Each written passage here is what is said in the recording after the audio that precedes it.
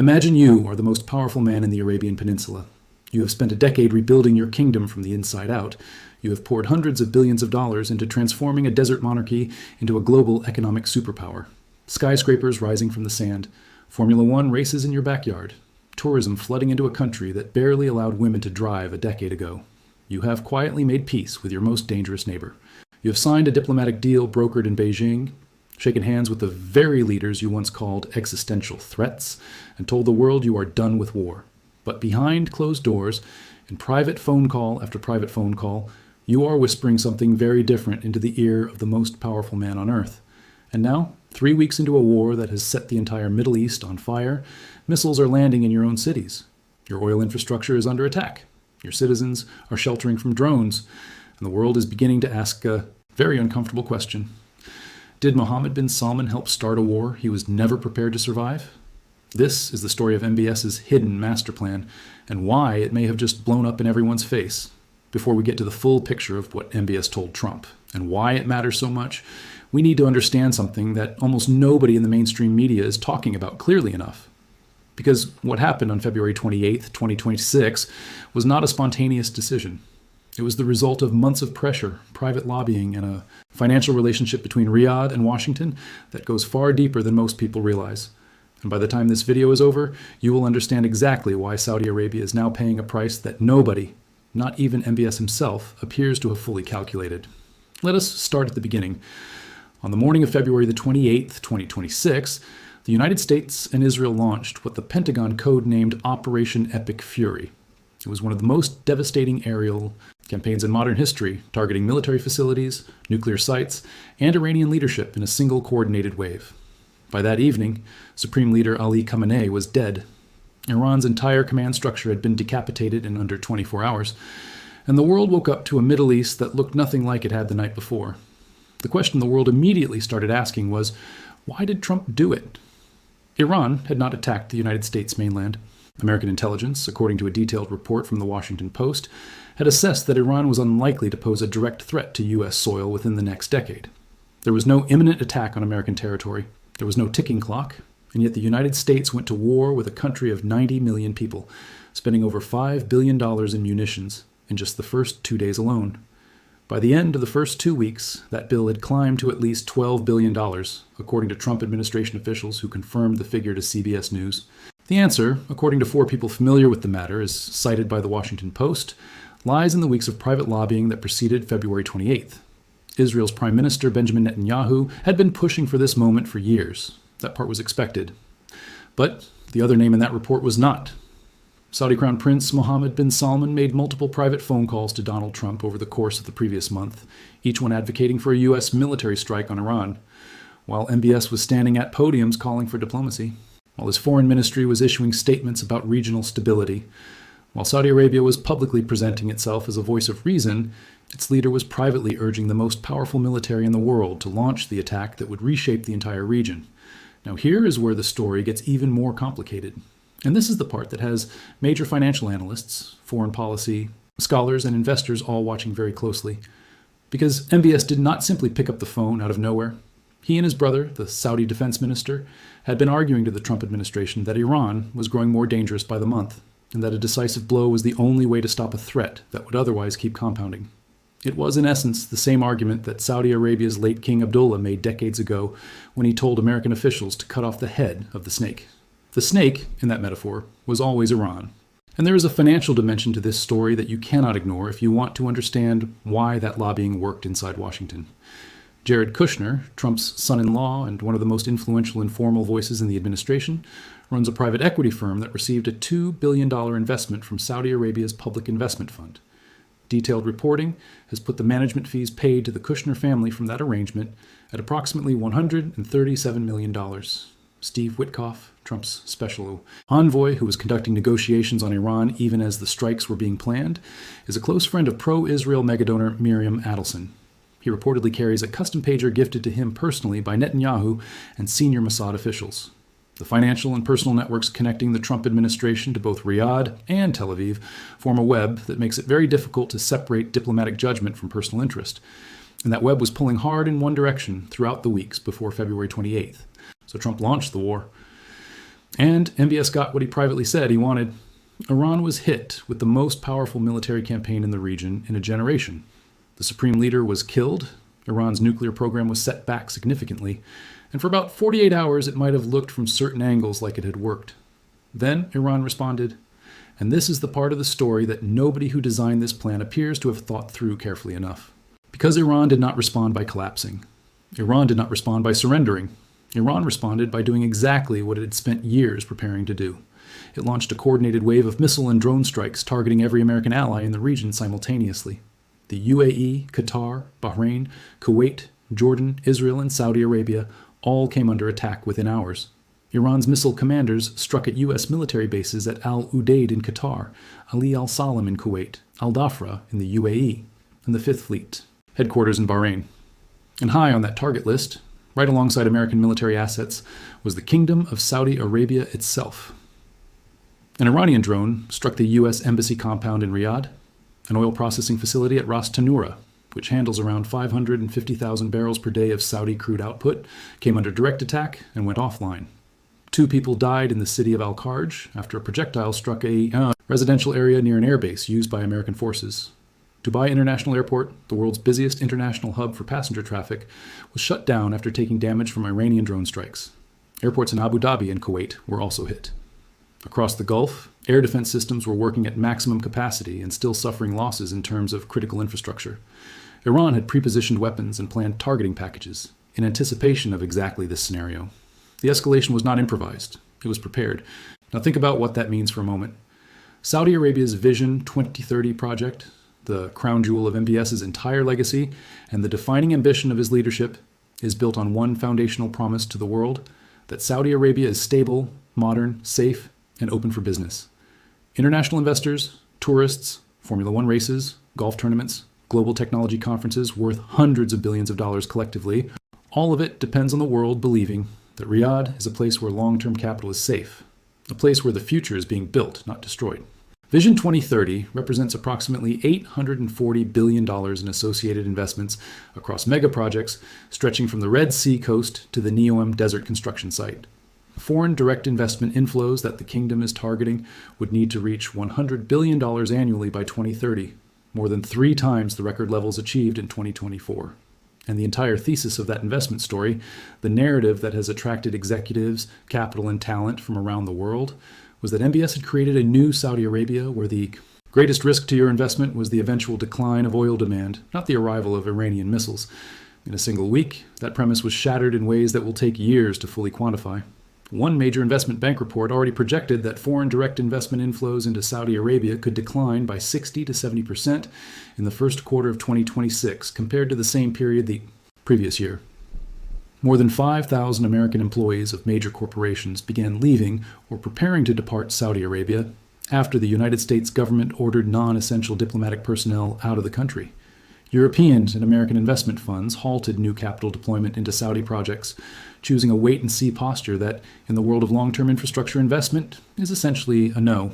Formula One canceled the Bahrain and Saudi Arabia Grand Prix races, scheduled for April. The kind of events that MBS had spent billions of dollars to attract, precisely because they signal normalcy, prosperity, and integration with the global economy. And, as one Princeton scholar of Near Eastern studies with decades of expertise put it bluntly in a Bloomberg interview, any chaos in the region, any instability, the flying of missiles and drones is very bad for Vision 2030. The vision that MBS has built is of an integrated economic zone in the Middle East comparable to the European Union, with Saudi Arabia at its hub, connecting Asia to Africa and to Europe. All of that is now in jeopardy. But the economic damage was not limited to investor confidence or canceled racing circuits. The real damage was structural, and to understand it, you need to understand one number: 20 million. That is how many barrels of oil pass through the Strait of Hormuz every single day. One narrow waterway, just 21 miles wide at its most constricted point, with shipping lanes only 3 kilometers in each direction. And through those 3 kilometers flows roughly 20% of the entire world's oil supply. Saudi Arabia's oil, UAE's oil, Iraqi oil, Kuwaiti oil, Qatari liquefied natural gas, 20% of global seaborne oil trade, and roughly a fifth of the world's liquefied natural gas supply, all passing through a channel that Iran has sat next to for 5 decades and always known it could shut the moment it chose to use maximum pressure. Within days of the U.S.-Israeli strikes beginning, Iran's Islamic Revolutionary Guard Corps began broadcasting warnings over maritime frequencies directly to tanker captains in the Strait. The message was simple and direct. No ship is allowed to pass. The world's shipping industry, which runs on precise risk calculation and insurance premiums, did the mathematics and concluded the threat was credible. Within days, tanker traffic through the Strait of Hormuz dropped by approximately 70%.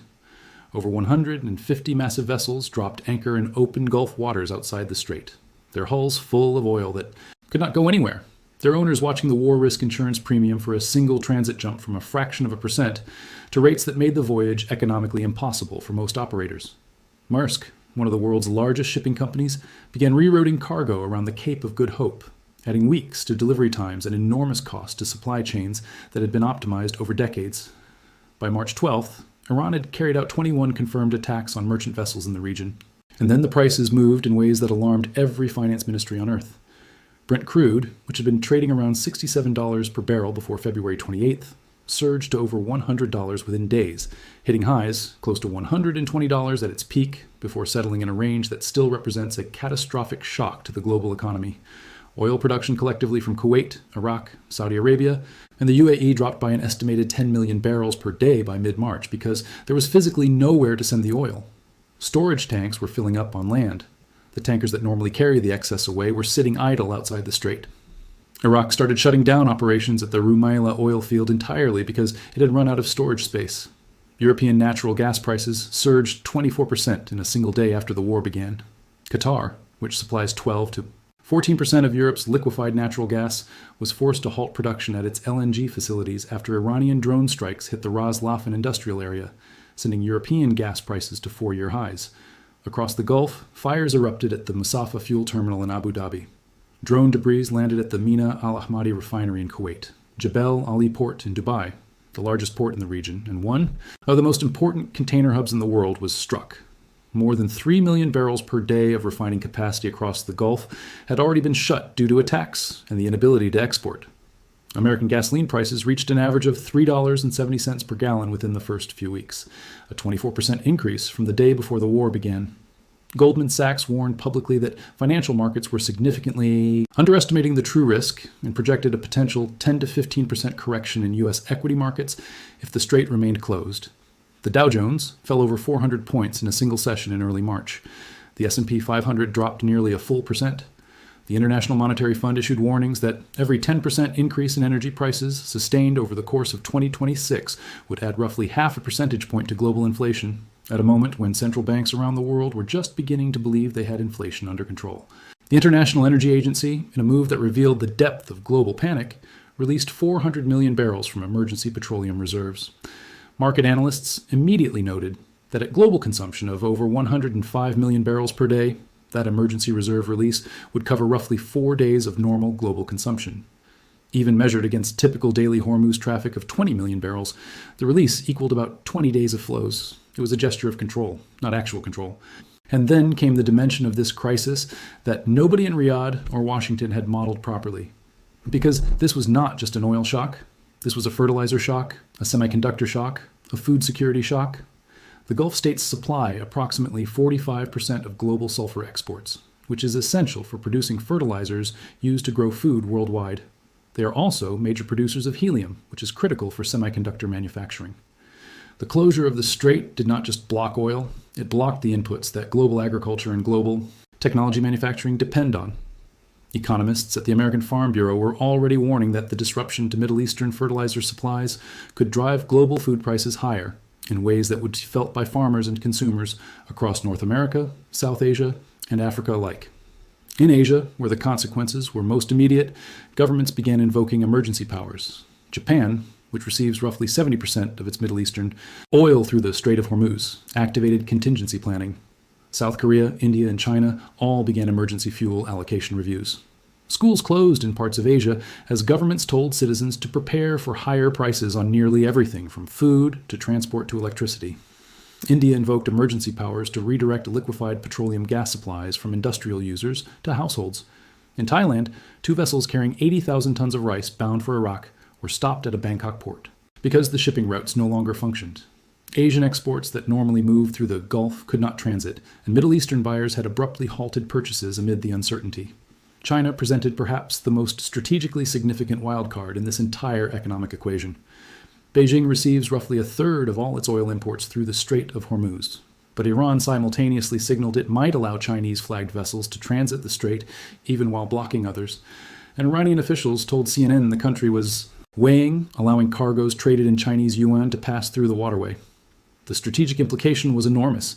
If the Hormuz crisis resulted in a channel that moved Chinese energy but blocked American allies, it would represent the single most dramatic shift in the global energy architecture since the 1973 oil embargo. It would tilt energy flows toward China in ways that challenged the foundational role of the US dollar in global commodity trade. Back in Washington, the political and financial consequences of all this were cascading through institutions that had not been consulted before the war began.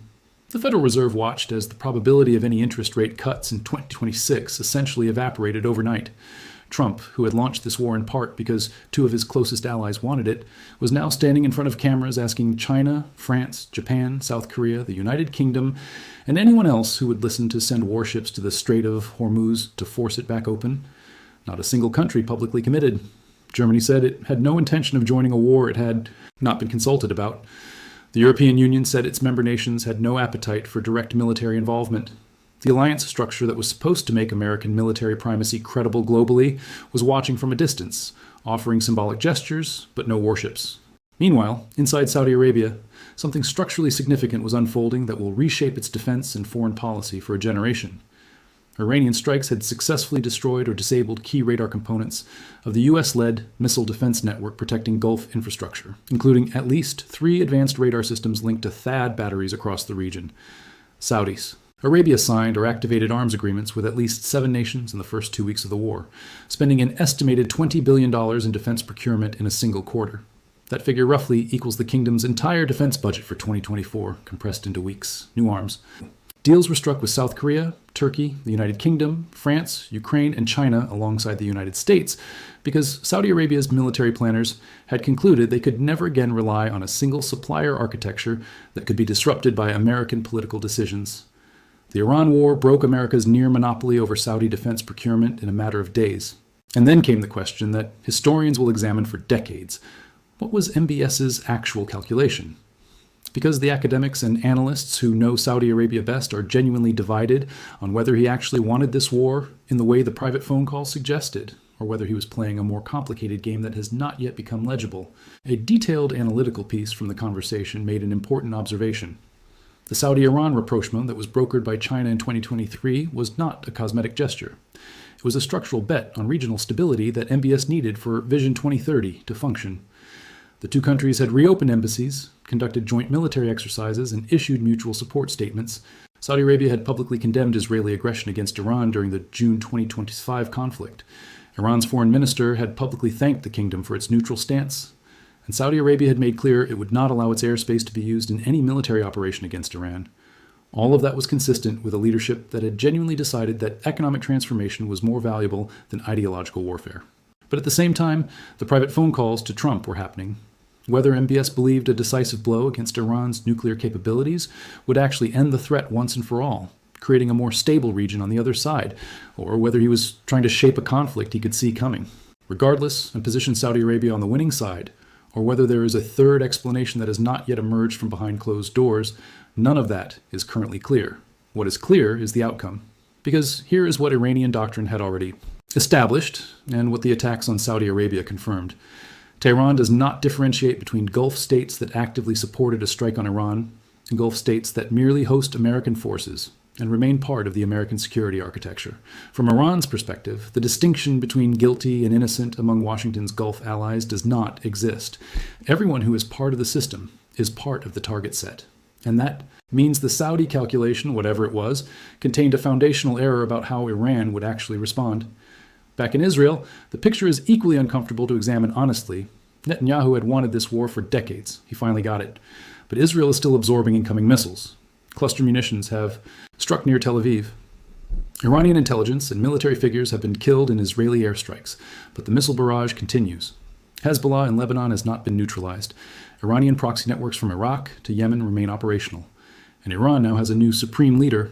Mujtaba Khamenei, son of the assassinated Ali. The supreme leader was even alive, telling reporters he was hearing the man had not appeared publicly since assuming power and suggested Iran should do something very smart for itself, and that something was surrender.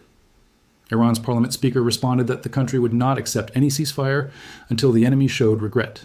There is no diplomatic off-ramp currently on the table that any party has publicly endorsed. Inside the United States, the domestic political fissures are also becoming visible in ways that suggest this war is not as unified a project as the administration initially presented.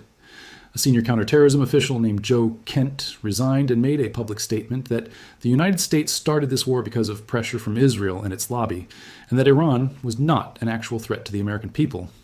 A public resignation from within the national security apparatus, accompanied by a direct accusation that the war was the product of foreign lobbying rather than genuine American national. Security calculation is not a routine event. It reflects a fracture within the institutions executing the war. Meanwhile, American taxpayers were already absorbing $12 billion in direct military costs in just the first 2 weeks, with no clear endpoint in sight. The USS Nimitz, one of the largest warships in the world, had its scheduled decommissioning extended by nearly a full year because the Navy could not afford to reduce its carrier group presence during an active war. The political debate about what $12 billion could fund domestically instead, covering nearly a year of the entire National Park Service budget, providing Pell Grants to over 1.5 million college students, or paying the annual salaries of over 160,000 public school teachers, was already beginning to surface in Congress. And through all of this, through the burning Gulf infrastructure and the stalled tankers and the crashing stock prices and the rising gas bills hitting ordinary Americans and Asians and Europeans at the pump and in the supermarket, MBS has not appeared publicly to explain those private phone calls. Saudi Arabia's official position is denial. The kingdom says it did not lobby for this war. 4 people familiar with the matter say otherwise. Here is the question that will define the next chapter of this story. It is a question that every energy trader in London and Singapore, every government finance minister from Tokyo to Berlin, every CEO planning a long-term investment in the Gulf, and every ordinary citizen watching their cost of living climb is now living inside. What was the plan for the morning after? What was supposed to happen once the bombs fell and Iran did not collapse? Because the war that the private phone calls appear to have helped bring into existence has become something very different from what any of its architects seem to have projected. It has become a slow economic siege, a contest of endurance between a country defending its survival and an alliance that is discovering the limits of its power and unity simultaneously. Vision 2030 was conceived in a world where the greatest risk to Saudi Arabia's economic future was the gradual decline of global oil demand over decades. The Iran war has introduced a new and more immediate risk: the possibility that the infrastructure of modern Saudi Arabia, the desalination plants that supply water to Riyadh's millions of residents, the oil terminals that fund the entire transformation project, the ports and airports and hotels and stadiums that were supposed to signal Saudi Arabia's arrival as a global destination, can be targeted from the air with enough precision to make the entire narrative of stability and opportunity collapse overnight. The Masterplan, if there was one, assumed that the Middle East after the strikes would look fundamentally different from the Middle East before them. And it does look different. The Strait of Hormuz is effectively closed. 20% of the world's oil is not moving. The missiles are still flying. The markets are still pricing in disruption that could last months. A new supreme leader in Tehran is making statements that suggest Iran intends to endure this conflict, not surrender to it. And the kingdom that pushed hardest in private for this moment is now spending $20 billion in emergency defense procurement, watching its foreign investment dry up, absorbing Iranian strikes on its infrastructure, and discovering that the United States, the security guarantor it has depended on for 8 decades, cannot open the strait on its own and is asking the rest of the world for naval help. There is a version of this story where MBS is vindicated, where Iran's leadership structure eventually collapses under the pressure of strikes and internal dissent, where the strait reopens, markets stabilize, and the removal of Iran's nuclear program is remembered as the strategic masterstroke that finally secured the Gulf's long-term future. That version may still be written, but there is another version. The one that is being written right now, in real time, in oil prices and idle tankers, and frozen investment flows and canceled races and airports that cannot open. In that version, the private phone calls that MBS made to Trump will be remembered as one of the most consequential miscalculations in the modern history of the Arabian Peninsula, not because the desire to neutralize Iran was wrong, but because the morning after question was never answered. And in geopolitics, as in finance, it is always the unmodeled risk that causes the greatest damage. What comes next will determine which version of history gets written. But one thing is already beyond dispute. The deal that was made in private between the crown prince of the world's largest oil exporter and the president of the most powerful military on earth has left consequences that are no longer private at all. They are visible in the price of oil, in the silence over closed airports, in the tankers anchored in open water with nowhere to go, in the faces of citizens across the Gulf who were never told the phone calls were happening, and in a 21-mile strait through which 20% of the world's energy still cannot flow. That is where we are today. 3 weeks into a war with no endgame, no ceasefire framework, no diplomatic channel that any party has publicly acknowledged, and an economic shock that the International Monetary Fund and Goldman Sachs and every major energy analyst on Earth is warning could deepen significantly if the strait stays closed for months rather than weeks. MBS wanted to cut off the head of the snake. What he appears to have cut off instead was the world's most important oil corridor. And the bill for that decision is still being calculated by markets, by governments, and eventually by history. End of script.